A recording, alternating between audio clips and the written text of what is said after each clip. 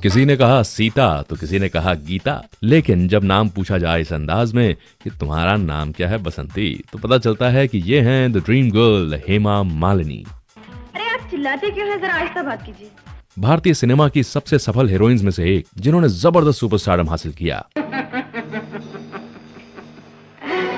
What nonsense! इनका जन्म हुआ 16 अक्टूबर सन 1948 में, जगह अम्मान्नकुडी, जो कि तमिलनाडु में है। इनका जन्म एक तमिल अयंगर ब्राह्मण परिवार में हुआ। माताजी का नाम जया लक्ष्मी और पिताजी VSR चक्रवर्ती। इनकी शुरुआती पढ़ाई लिखाई हुई चेन्नई के ही आंध्रा महिला सभा में। उसके बाद कुछ वक्त इन्होंने दिल्ली शहर में बिताया, जहाँ पे इनके पिता काम किया करते थे। हेमा जी ने बचपन से ही शास्त्रीय संगीत का प्रशिक्षण लिया। इनकी माँ जया चक्रवर्ती चाहती थी कि उनकी बेटी हेमा आगे जाकर बहुत बड़ी डांसर और बहुत जबरदस्त अभिनेत्री बने। क्या है माँ जी? मुझे तुमसे कुछ जरूरी बात करनी है, अभी इसी वक्त। ये बात भी आपको हैरान कर देगी कि जब पहली बार हेमा मालिनी को चुना गया एक फिल्म के लिए, तो ये सुझाव दिया गया कि इनका नाम बदल दिया जाए। इनका नाम रख दिया जाए सुजाता। हेमा मालिनी और इनका परिवार इस बात से बहुत ही दुखी था। पहली फिल्म आएगी और हमेशा के लिए बच्ची का नाम हेमा से हटकर सुजाता रख दिया जाएगा। सवाल होता है लड़की की खुशी का, उसकी पसंद का। ऐसा माना जाता था कि हेमा मालिनी बहुत ग्लैमरस नाम नहीं है, लिहाजा नाम बदल दिया जाए। और तब वो हुआ जिसकी कोई उम्मीद नहीं कर रहा था। फिल्म में इन्होंने काम तो शुरू किया, लेकिन इन्हें ये कहकर रिजेक्ट कर दिया गया, इनमें स्टार वाली बात नहीं है, ये रोल निभा ही नहीं सकती। इस बात से हेमा मालिनी भी आहत हुई और इनकी माँ भी। आज तक मैं तुम्हारी हर बात मानती आई हूँ, लेकिन इस बार मैं तुम्हारी बात नहीं मानूंगी। हालांकि हेमा जी को इस बात का संतोष था कि फिल्म में काम नहीं करना पड़ेगा और ये सिर्फ डांस प्रैक्टिस और स्कूल की पढ़ाई किया करेंगी। लेकिन जब अपनी माँ को आहत देखा तो इनके मन में एक चुनौती आई। तब इन्होंने ठान लिया कि अब तो मैं एक्टिंग करके दिखाऊंगी और मेरा नाम हेमा मालिनी ही रहेगा। इन्होंने कुछ छोटे किरदार निभाए थे दक्षिण भारतीय फिल्मों में, लेकिन उसके बाद राज कपूर साहब के साथ ये नजर आई फिल्म सपनों का सौदागर में, जहां पर अनंत स्वामी साहब ने इनका परिचय बतौर ड्रीम गर्ल करवाया था दुनिया से।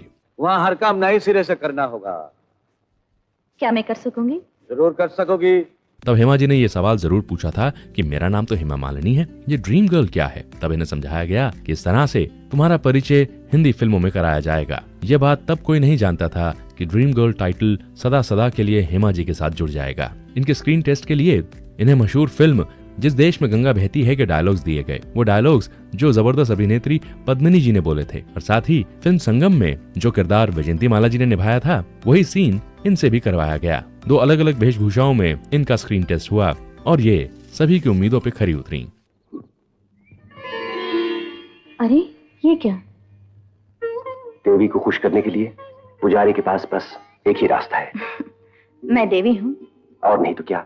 राज कपूर के साथ सपनों का सौदागर में नजर आई, देवानंद साहब के साथ जॉनी मेरा नाम में, तो शम्मी कपूर साहब के साथ अंदाज में और राजकुमार साहब के साथ लाल पत्थर में। इन फिल्मों के बाद इन्होंने पलट के नहीं देखा और इसी बीच वो फिल्म आई जिसने सब कुछ बदल के रख दिया। वो फिल्म थी सीता और गीता, जिसमें इनके हीरो थे धर्मेंद्र साहब और संजीव कुमार साहब। इस फिल्म के लिए इन्हें film fair best actress award से नवाजा गया था। भारतीय सिनेमा के पहले सुपरस्टार राजेश खन्ना के साथ भी इनकी जोड़ी खूब जमी, चाहे वो प्रेम नगर रही या फिर महबूबा। 70 की दहाई से लेकर 80 की दहाई तक हेमा मालिनी सबसे बेहतरीन हीरोइन बनकर उभरी थी। बड़े से बड़े हीरो के साथ इनकी जोड़ी खूब जम रही थी। इनके जैसा नृत्य, इनकी जैसी भाव भंगिमाएं, इनकी जैसी खूबसूरत हीरोइन मिलनी वाकई बहुत कठिन थी। अरे तुम, किसी ने देखा तो नहीं?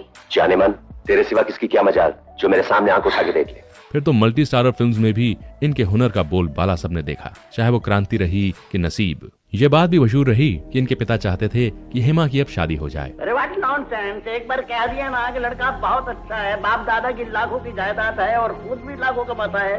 इनके लिए बड़े बड़े अफसर ढूंढे गए, बड़े बड़े इंजीनियर्स भी, लेकिन वो तमाम लड़के जब भी हेमा मालिनी के सामने आते तो उनके हाथ कांपते। मैं भी जवान हूँ, खूबसूरत हूँ, लेकिन आज तक किसी ने मुझ पर डोरे डालने की कोशिश नहीं की। इतनी खूबसूरत, इतनी बड़ी सुपरस्टार के सामने बड़े से बड़े हुनरमंद लड़के का आत्मविश्वास डोल जाता। लेकिन डैडी, ये मेरी भी एक बात सुन लीजिए आप। मैं सिर्फ रुपये बनाने वाली टकसाल से शादी नहीं कर सकती। इसी बीच ये बात भी चर्चा में आई कि जंपिंग जैक जितेंद्र और हरिबाई यानी कि संजीव कुमार, ये दोनों भी हेमा मालिनी का ही साथ चाहते थे, पर ऐसा हुआ नहीं क्योंकि ये बाजी मार ली सुपरस्टार धर्मेंद्र ने। तुम्हारा दोष नहीं है तो फिर किसका दोष है? ये बात भी सही है कि धर्मेंद्र साहब पहले से शादीशुदा थे और बाल बच्चों वाले थे। कुछ कठिनाइयां जरूर आई रिश्ते में, लेकिन उसके बाद इन दोनों ने विवाह कर ही लिया। इस शादी से इन्हें 2 बेटियां हुई, ऐशा देओल और Aahana Deol. It's beautiful. It's beautiful. Hema Malini फिल्मों में काम करती रहीं, इन्होंने काम छोड़ा नहीं। उसके बाद 90 की दहाई में इन्होंने भारतीय सिनेमा के बहुत बड़े सुपरस्टार को एक ब्रेक दिया।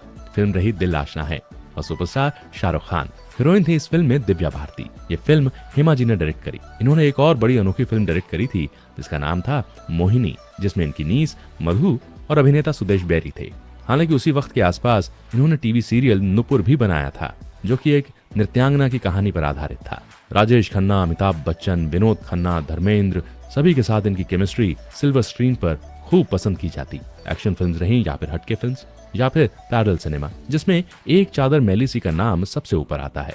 धीरे धीरे हेमा मालिनी कुछ ऐसे किरदार निभाती नजर आईं कि फिल्म जमाई राजा में हेमा मालिनी ने माधुरी दीक्षित की मां का किरदार निभाया और सन 2003 की फिल्म बागमां में इन्होंने एक बुजुर्ग महिला का किरदार निभाया। अमिताभ बच्चन साहब के साथ इनकी जोड़ी खूब जमी। फिल्म सुपरहिट साबित हुई।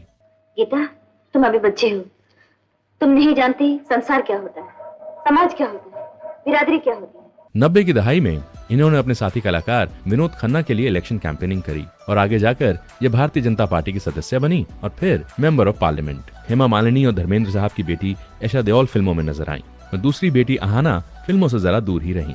इन्हें पूरे भारत में कई सम्मान दिए गए। सन 80 में इनका विवाह धर्मेंद्र साहब के साथ हुआ था और सन 2015 आते आते हेमा मालिनी नानी बन गयी। इनकी बेटी आहाना देओल ने एक बिटिया को जन्म दिया। इनके दामादों के नाम हैं वैभव वोहरा और भरत तख्तानी। इनकी बेटी ऐशा देओल ने भी एक बिटिया को जन्म दिया। यकीनन भारतीय सिनेमा के इतिहास में हेमा मालिनी जैसी हुनरमंद और खूबसूरत अभिनेत्री ना कोई थी और ना ही कोई और होगी।